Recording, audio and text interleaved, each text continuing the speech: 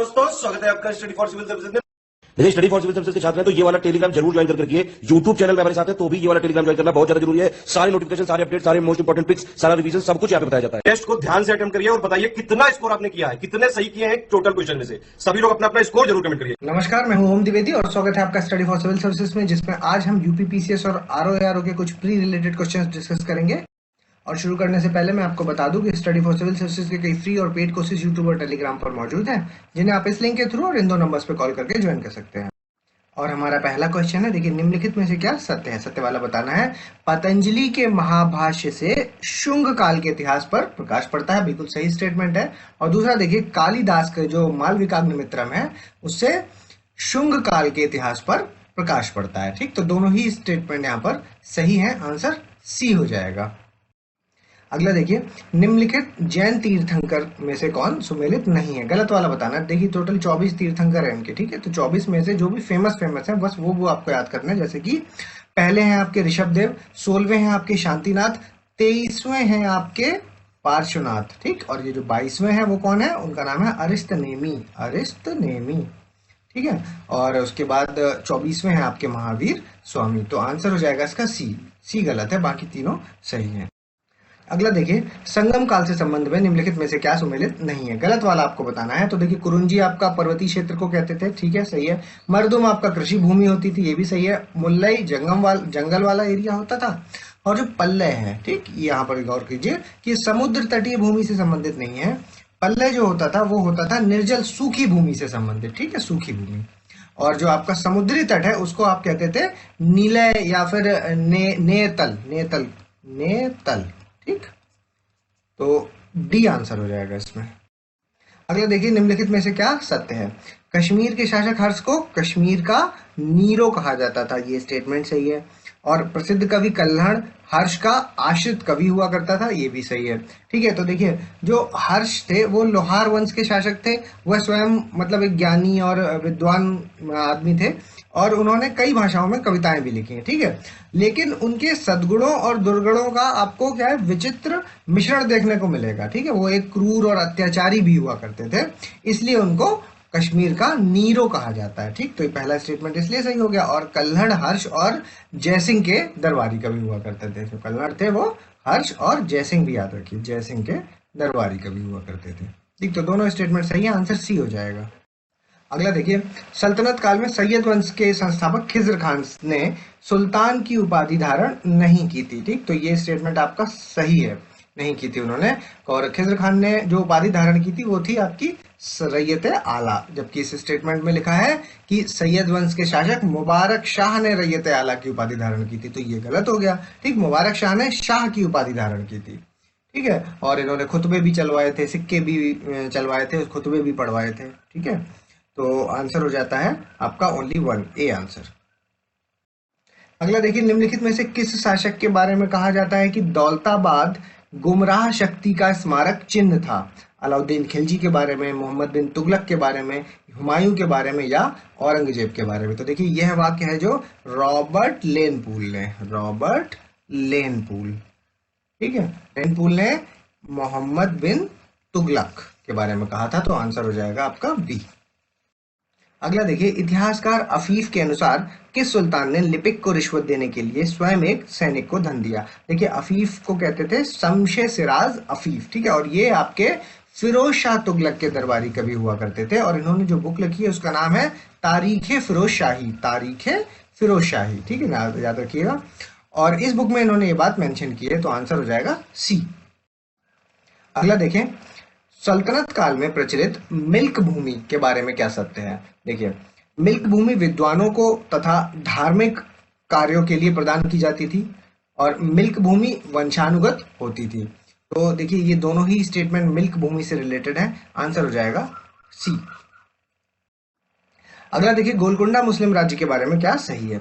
गोलकुंडा का मुस्लिम राज्य वारंगल के पुराने हिंदू राज्य के खंडरों पर कायम हुआ था, ये सही स्टेटमेंट है। और दूसरा देखिए, गोलकुंडा का राज्य विजयनगर के विरुद्ध 1565 के तलीकोट का जो युद्ध हुआ था उसमें संयुक्त सैनिक मोर्चे में शामिल नहीं हुआ था। तो ये स्टेटमेंट इसलिए गलत हो जाएगा क्योंकि जो 1565 में तलीकोट का जो युद्ध हुआ था उसमें ये शामिल हुआ था। ठीक है, बेसिकली 1565।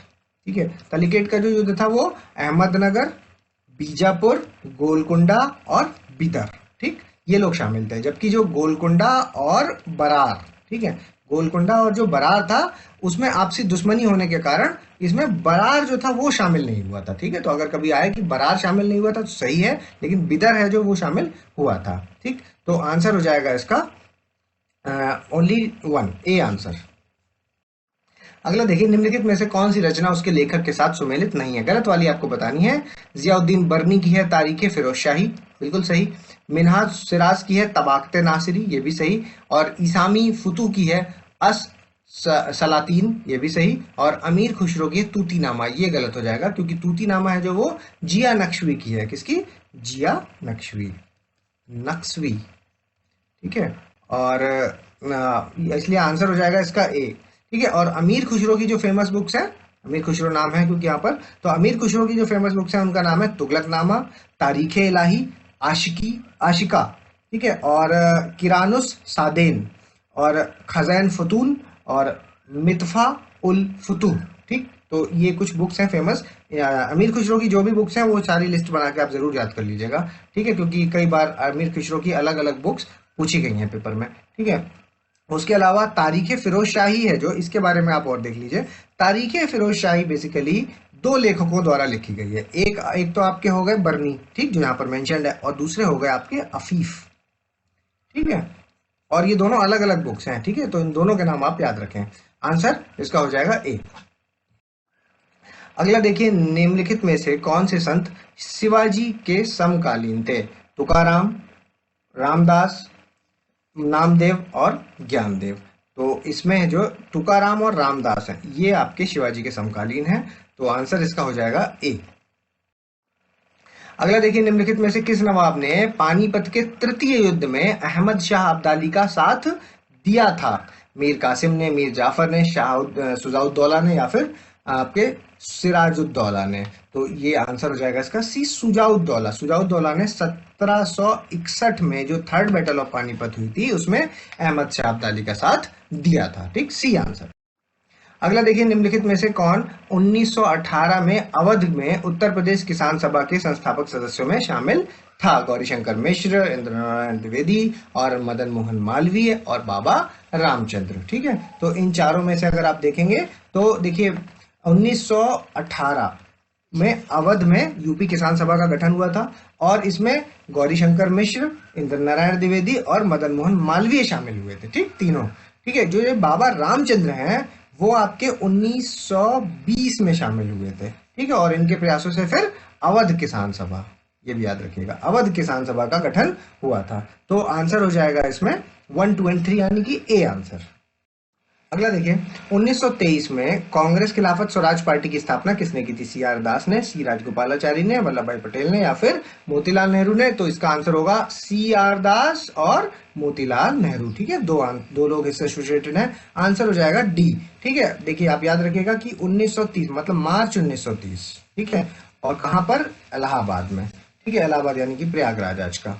ठीक, तो प्रयागराज में कांग्रेस खिलाफत स्वराज पार्टी की स्थापना हुई थी, जिसे स्वराज पार्टी के नाम से जाना जाता है। ठीक है, आंसर डी।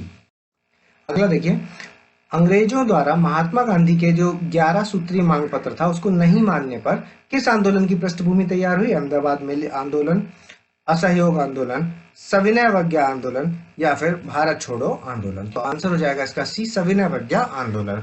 गांधी जी ने वायसरॉय इरविन जो थे उनको, उनके समक्ष जब अपना 11 पॉइंट फॉर्मूला रखा तो उसके बाद क्या हुआ कि जब इनकी मांगों को मना कर दिया गया तो गांधी जी ने पत्र में लिख करके, एक बड़ा ही फेमस स्टेटमेंट है वो लिखा था। क्या था कि गांधी जी ने लिखा कि मैंने रोटी मांगी थी, मुझे पत्थर मिला, इंतजार की घड़ियां समाप्त हुई। ठीक है, फिर उसके बाद आपका ये सविनय अवज्ञा आंदोलन शुरू हुआ। ठीक, तो आंसर हो जाएगा सी। निम्नलिखित को उत्तर से दक्षिण क्रम में आपको लगाना है। तो देखिए, सबसे ऊपर हो जाएगी आपकी काराकोरम रेंज। ठीक है, फिर उसके बाद हो जाएगी आपकी लद्दाख रेंज, फिर सिंधु नदी आ जाएगी, और फिर उसके नीचे आएगी जास्कर रेंज। ठीक है, तो इसको आप एक बार मैप पे लोकेट कीजिएगा। आंसर है ए। अगला देखिए, निम्नलिखित में से क्या सत्य है? वर्तमान भारत पाकिस्तान की जो सीमा रेखा है वो कच्छ के रण में 24 डिग्री उत्तरी अक्षांश से 27 किलोमीटर उत्तर से होकर के गुजरती है। ठीक है, तो सही स्टेटमेंट है दूसरा। 24 डिग्री उत्तरी अक्षांश रेखा तथा वर्तमान सीमा रेखा है जो उसके मध्य तट पर सरक्रीक है जो वो स्थित है। ठीक, तो ये दोनों ही स्टेटमेंट आपके सही है। आंसर हो जाएगा यहाँ पर सी आंसर। एक बार मैप में जरूर इसको लोकेट कीजिएगा। ठीक है, मैप बेस्ड क्वेश्चन है। अगला देखिए, निम्नलिखित में से कौन पास कर रहे हैं जो भारत म्यांमार सीमा मार्ग, ठीक सीमा याद रखिएगा, सीमा मार्ग में से संबंधित नहीं है। गलत वाला आपको बताना है कि कौन सा है जो इंडिया म्यांमार की सीमा बॉर्डर लाइन पर नहीं है। तो देखिए, दीफू पास बॉर्डर लाइन पर है, किसके किसके है? ये आपका दीफू और पांगसाउ, ये दोनों ही आपका अरुणाचल और म्यांमार की जो सीमा है उस पर स्थित है। ठीक है, तुजू पार्क है जो वो आपका मणिपुर और म्यांमार की जो सीमा है उस पर है। ठीक है, सेला पास है जो ये आपका तवांग के अंदर, अरुणाचल में जो तवांग है वहां पर है। ठीक है, बॉर्डर पे नहीं है। आंसर हो जाएगा डी। मैप में एक बार इसको देख लीजिएगा। ठीक, अगला देखिए, ताप्ती नदी के बारे में निम्नलिखित में से क्या सही है? यह बैतूल जिले के मुल्ताई नामक स्थान में सतपुड़ा श्रेणी से निकलती है, तो ये स्टेटमेंट सही है। और ताप्ती नदी महाराष्ट्र, मध्य प्रदेश, गुजरात से बहती है, तो ये स्टेटमेंट भी सही है।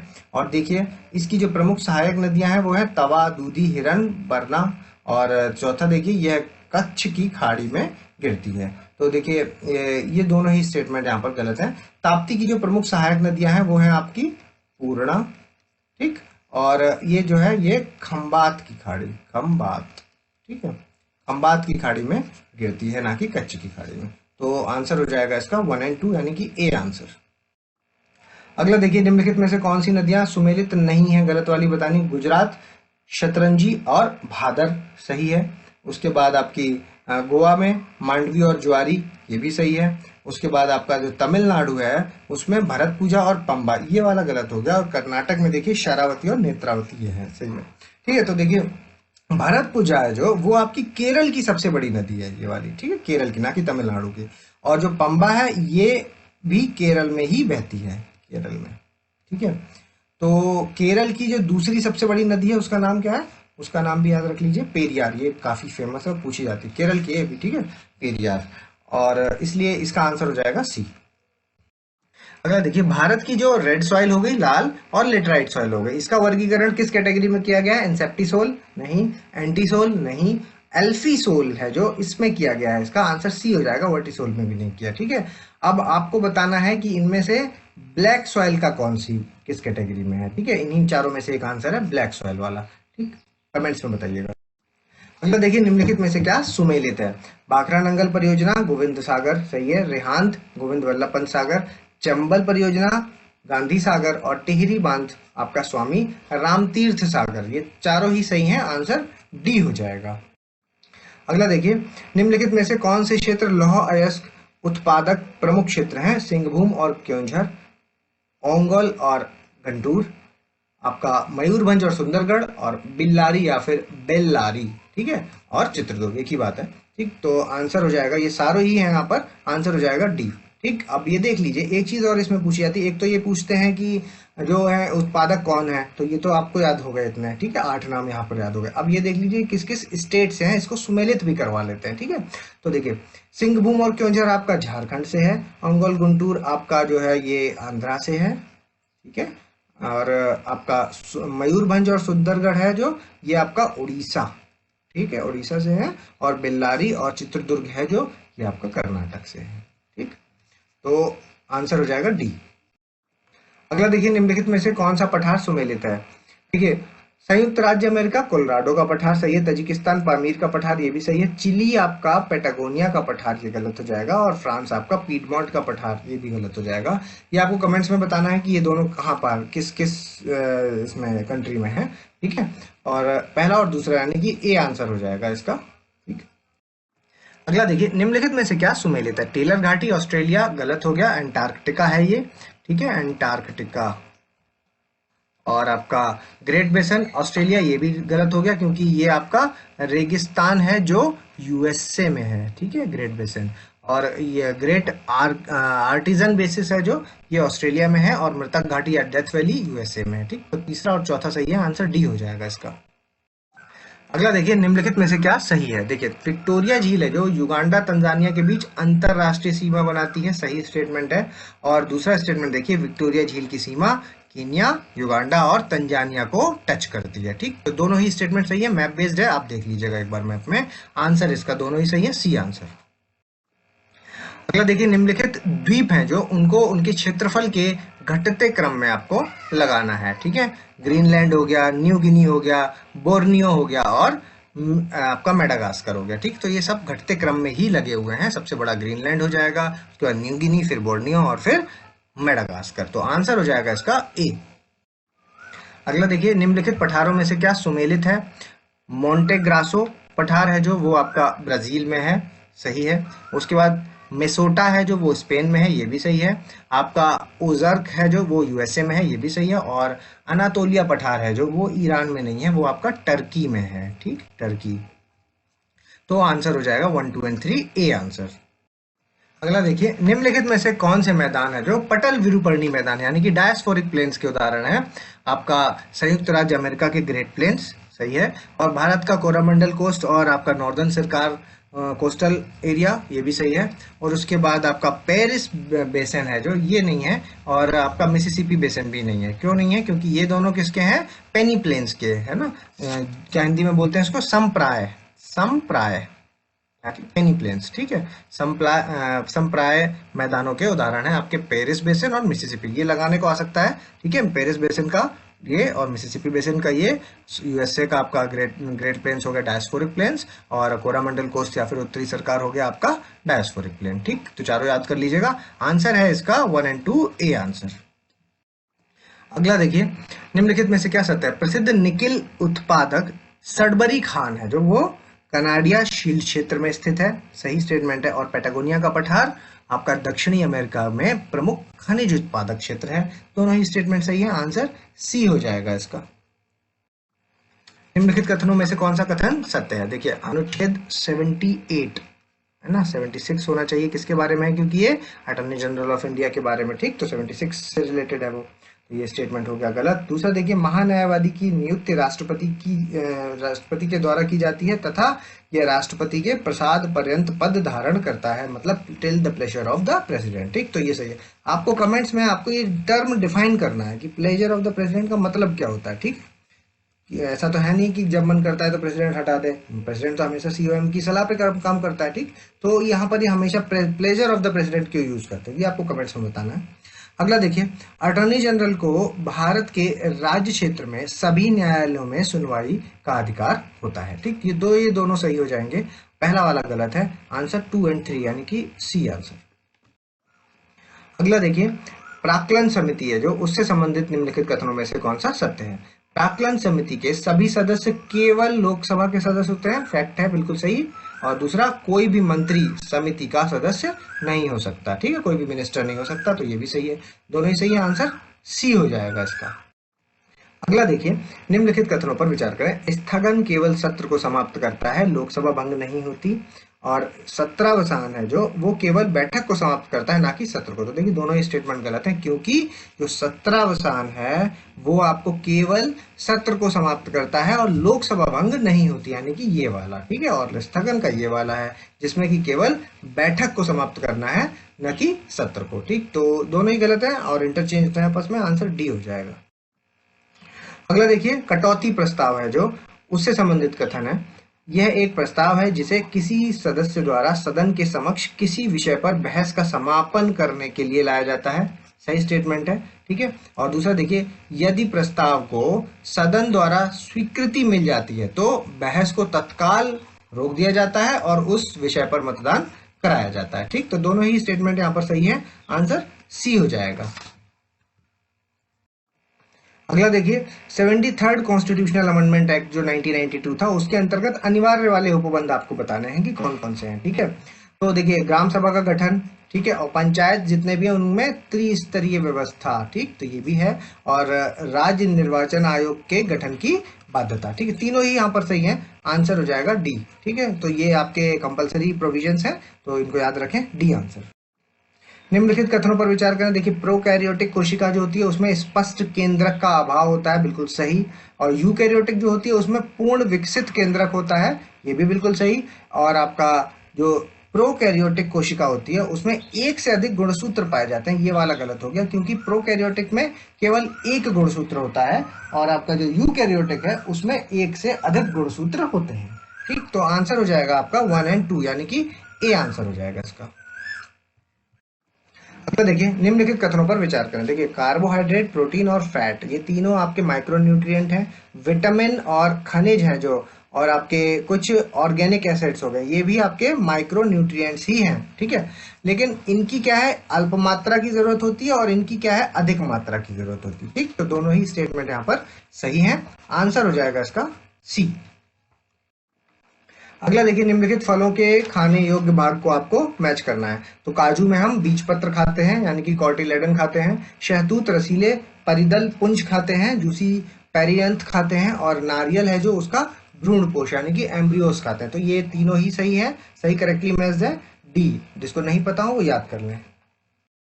अगला देखिए, निम्नलिखित में से कौन सही सुमेलित है। देखिए, जितनी भी ये प्रोटोजोआ से होने वाली डिसीज, बैक्टीरिया से होने वाली, फंगस से होने वाली, ठीक है, इनकी सबकी लिस्टिंग आपको हम लोगों ने, मतलब स्टडी फॉर सिविल सर्विसेज ने प्रोवाइड कर दी है। ठीक, तो उससे आप ये लिस्टिंग जरूर याद कर लें, यहाँ से डायरेक्ट क्वेश्चन आता है। ठीक है, पेचिस आपकी एंटामीबा हिस्टोलिका के होता है जो इसके लिए रेस्पॉन्सिबल है। ठीक है, डिसेंट्री के लिए। एथलीट फुट के लिए रेस्पॉन्सिबल है आपका ट्राइकोफाइटिक कवक है, मतलब फंगस है ये। ठीक, और आपका कुष्ठ रोग है जो उसके माइक्रोबैक्टीरियम लैप्री। ठीक, तो ये तीनों ही सही है, आंसर डी हो जाएगा। अगला देखिए, प्लांट फील्ड्स जीन बैंक है जो उससे संबंधित कथन है। देखिए, ये संकटतापन्न वर्ग के जो पौधे हैं उनको सुरक्षित करता है, एंडेंजर्ड प्लांट्स को सुरक्षित करता है, और जैव विविधता की, मतलब बायोपायरेसी की बात हो रही है यहाँ पर। ठीक है, बायोपायरेसी से रोकता है। और आपका उत्तर प्रदेश में एक जगह है बंथरा, ठीक है, उससे वहां पर ये जीन बैंक है जो उससे स्थापित किया गया। ठीक, तो तीनों ही स्टेटमेंट सही है, आंसर हो जाएगा यहाँ पर डी। अगला देखिए, करंट से संबंधित क्वेश्चन है। निम्नलिखित कथनों पर विचार करें। Indian council of medical research ने आपका ब्लैक फंगस, इसको क्या है, अभी रिसेंटली क्या हुआ है कि एक स्टेट है जिसने क्या किया है कि नोटिफाइड डिसीज की कैटेगरी में इसको डाल दिया। ठीक है, इसलिए ये अभी सुर्खियों में है। तो याद रखें पहले तो वो स्टेट का नाम कौन सा है। तो यहाँ पर लिखा हुआ है कि ब्लैक फंगस को उत्तर प्रदेश ने अधिसूचित बीमारी के रूप में वर्गीकृत किया है। तो ये गलत स्टेटमेंट है क्योंकि वो हरियाणा है। ठीक है, दूसरा देखिए, Indian council of medical research के अनुसार ब्लैक फंगस मुख्य रूप से क्या करता है कि लोगों को दवा पर प्रभावित करता है और पर्यावरणीय रोग जनकों से लड़ने की उनकी क्षमता जो होती है उसको कम कर देता है। ठीक है, मतलब इम्यूनिटी को कमजोर कर देता है। ठीक, तो ये स्टेटमेंट बिल्कुल सही है, दूसरा वाला यहाँ पर गलत है, पहला आंसर हो जाएगा ए। अगला देखिए, इस वर्ष के अंतरराष्ट्रीय अजय स्वर्ण पुरस्कार में से किसे सम्मानित किया गया है। डॉक्टर रमेश पोखरियाल निशंक, अमित शाह, नरेंद्र मोदी या फिर नरेंद्र सिंह तोमर। तो देखिए, इस क्वेश्चन का आंसर है डॉक्टर रमेश पोखरियाल निशंक। अगला देखिए, अंतरराष्ट्रीय प्रकाश दिवस है जो, वो कब मनाया जाता है। 16 मार्च, 16 अप्रैल, 16 मई या फिर 16 जून को।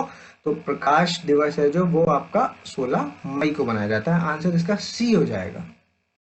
अगला देखिए, 69th मिस यूनिवर्स 2020 का ताज किसके लिए चुना गया, मतलब कौन अभी मिस यूनिवर्स बनी है।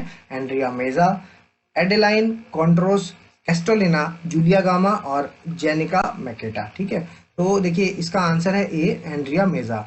और सेकंड ये है, थर्ड ये है, फोर्थ ये है। ठीक है, आपको कमेंट्स पे बताना है कि ये सभी किस देश से हैं। ठीक है, बेसिकली जो याद रखना है वो ये है, एंड्रिया मेजा किस कंट्री से संबंधित है। ठीक, तो ये आपको कमेंट्स में बताना है। बाकी सेकंड थर्ड की जरूरत नहीं है वैसे, लेकिन आप एक बार देख जरूर लें। अगला देखिए, एक बुक है जिसका नाम है Sikkim, a history of intrigue and alliance. ये किसके द्वारा लिखी गई है। प्रीत मोहन सिंह मलिक, सलमान रुश्दी, किरण देसाई या अरुंधति राय। तो ये बुक है प्रीत मोहन सिंह मलिक की। ठीक, आंसर ए हो जाए। इस सरकार ने योगा अभ्यास करके कोविड-19 पॉजिटिव रोगियों को घर से अलग थलग रहने के लिए आयुष घर द्वार, ठीक है, ये योजना का नाम है आयुष घर द्वार। ठीक है, इसको शुरू किया है हिमाचल प्रदेश ने, उत्तराखंड ने, उत्तर प्रदेश ने या फिर जम्मू कश्मीर ने। तो ये है आपका हिमाचल प्रदेश ने स्टार्ट किया, आंसर ए हो जाएगा। अगला देखिए, प्रतिष्ठित विटले अवार्ड 2021 किसको मिला है? नुक्लू फोम को, कैलाश संखला को, ए डनबर ब्रेडर को, या फिर जॉन वेस्टली पॉवेल को। तो ये मिला है आपका नुक्लीफॉर्म। ये बेसिकली कौन है? कंजर्वेशनलिस्ट हैं, और ये है कहाँ के? ये बेसिकली नागालैंड के हैं। ठीक है, तो आंसर ए हो जाएगा। अगला देखिए, निम्नलिखित कथनों पर विचार कर। देखिए, चक्रवात आया है टॉकेट, ठीक है। अब ये एक बहुत गंभीर चक्रवात हो गया है, क्योंकि इसकी जो गति है वो कितनी है? 118 से 166 किलोमीटर प्रति घंटा की हवा की गति है इसकी। ठीक, तो ये अभी रिसेंटली IMD ने बताया। ठीक है, उसके अलावा ये भारत का जो पश्चिमी तट है उसको प्रभावित कर रहा है। ठीक है, मोस्टली महाराष्ट्र वाला और गुजरात वाला जो एरिया है इस तरफ ये प्रभावित ज्यादा कर रहा है। तो सत्य वाला पूछा था, दोनों ही सही स्टेटमेंट है, आंसर सी हो जाएगा। अगला देखिए, निम्नलिखित कथनों पर विचार करें। देखिए, संयुक्त राष्ट्र द्वारा 16 मई को शांति में एक साथ रहने का अंतर्राष्ट्रीय दिवस, यानी कि international day for living together in peace. ठीक, तो ये अलग से भी पूछा जा सकता है कि कब होता है? 16 मई। ठीक, दूसरा देखिए, अंतर्राष्ट्रीय शांति दिवस के लिए 2021 की जो थीम थी इसकी, ये क्या थी?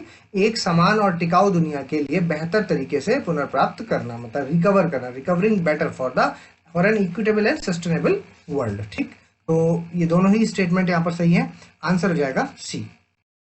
अगला देखिए, एक विस्तृत SOP के साथ मिशन या फिर इंडिविजुअल ऑर्गेनाइजेशन, ठीक है, और व्यक्तिगत संगठन के द्वारा आने वाली सभी सहायता को ट्रैक करने के लिए नीति आयोग द्वारा बनाए गए जो समर्पित पोर्टल है उसका नाम बताना है आपको। ठीक है, तो उसका नाम है Cov Aid, Cov Help, Cov मदद या कोविन। ठीक, तो उसका नाम है आपका कोव एड, आंसर ए हो जाएगा।